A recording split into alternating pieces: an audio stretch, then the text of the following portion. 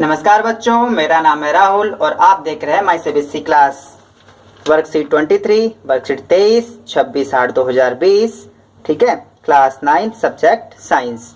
ठीक है, तो इसको हम पढ़ने से पहले एक बार पिछली वर्कशीट देख लेते हैं शुरू से। ठीक है, जो वर्कशीट हमारी 19 थी, ये भी देखो जीवन की मौलिक इकाई। ठीक है, और ये भी जीवन की मौलिक इकाई। ठीक है, फिर धीरे धीरे हम वर्कशीट 19 से फिर हम वर्कशीट 20 पे है जीवन की मौलिक इकाई। ठीक है, इसमें विसरण परासरण पढ़ा था हमने। ठीक है, विसरण परासरण के बारे में। फिर ये आपकी वर्कशीट नंबर 21 है। ठीक है, देखते रहना 19, 20, 21। ये भी जीवन की मौलिक इकाई केंद्रक तथा गुणसूत्र थे। ठीक है, इस बारे में पढ़ा था। और ये आपकी जो वर्कशीट है ये भी जीवन की मौलिक इकाई, लेकिन इसके अंतर्गत हम पढ़ेंगे अंतर्द्रवी जालिका। ठीक, ये सब दिखाने का मेरा बस एक ही मकसद है कि आपको पता हो कि आप किस डायरेक्शन में जा रहे हैं और क्या क्या पढ़ चुके हैं और किस स्थिति में हैं। ठीक है, तो उम्मीद है आपने ये सब भी पढ़ लिया होगा, आपको वर्कशीट मिल चुकी होगी और इसके जो आपके इसके प्रश्न उत्तर हैं वो इसी के अंदर कवर हो जाएंगे। ठीक है, और आपने पढ़ा होगा, कई बच्चे के प्रश्न उत्तर निकाल भी लिए होंगे और कईयों की मुश्किल आई होगी। तो इसको चलिए सॉल्व करना शुरू करते हैं शुरू से। ये इसी के अंदर आ जाएगा, घबराने की जरूरत नहीं है। सबसे पहला है अंतर्द्रवी जालिका के दो प्रकार के नाम।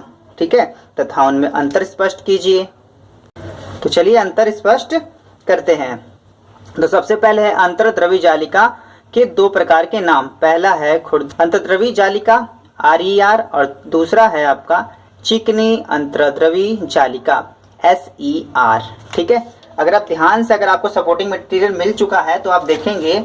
ठीक है, 2020-21। ठीक है, सहायक सामग्री इंग्लिश में सपोर्टिंग मटेरियल। ठीक है, क्लास 9वीं। तो इसके इस वाले भाग में, ठीक है, पेज नंबर किधर है भाई साहब इसका, ये पेज नंबर 66 पे आप देखेंगे तो यहाँ पे आपका दे रखा है। ठीक है, बिल्कुल जो आपको सिलेबस वर्कशीट आ रही है आपके सिलेबस के अकॉर्डिंग चल रही है, तो इसे साथ के साथ पढ़ते रहे। और मैंने इसे यहीं से लिखा है ताकि अगर आपको बाद में लिखना हो तो आप यहाँ से भी आसानी से लिख सकते हैं। तो ये दो प्रकार की होती हैं, तो इसमें अंतर पढ़ लेते हैं एक बार। ये सिस्टर्नी व नलिकाओं का बना होता है। कौन सी? खुरदरी अंतर्द्रवी जालिका और चिकनी अंतर्द्रवी जालिका बनी होती है। ये झिल्ली व नलिकाओं से बना होता है। अगला है प्रोटीन का निर्माण करने में मदद करती है। यह वसा या लिपिड बनाने में मदद करती है। राइबोसोम पाया जाता है, राइबोसोम नहीं पाया जाता। ठीक है, राइबोसोम के कारण यह खुरदरी होती है, राइबोसोम न होने के कारण यह चिकनी होती है। जस्ट इसका उल्टा लिख दिया मैंने। ठीक है, इसमें एक और एक्स्ट्रा था तो इसे आप लिख लीजिएगा। RER के कारण ही प्रोटीन कोशिका के विभिन्न हिस्से में पहुंचता है। उम्मीद है आपको समझ में आया होगा। तो चलिए हम अपने अगले प्रश्न पर चलते हैं। अगला प्रश्न है हमारा, राइबोसोम का कोई एक कार्य लिखिए। तो लिख देते हैं राइबोसोम का कोई एक कार्य। राइबोसोम एक जटिल आणविक मशीन है जो जीवित कोशिकाओं के अंदर पाया जाता है। इसका काम क्या है? जो प्रोटीन संश्लेषण नामक प्रक्रिया में अमीनो एसिड से प्रोटीन को बनाता है। अमीनो एसिड से प्रोटीन को बनाता है, मेन काम ये है। ठीक, तो आगे है आपका झिल्ली जीवात जनन किसे कहते हैं। ठीक है, तो इसका उत्तर है कुछ प्रोटीन तथा वसा कोशिका झिल्ली को बनाने में सहायता करते हैं। प्रोटीन तथा वसा झिल्ली को बनाने में सहायता करते हैं, जिन्हें झिल्ली जीवात जनन कहते हैं। ठीक, ये भी आपको समझ में आ गया होगा। आगे है RER की सतह खुरदरी क्यों दिखाई पड़ती है।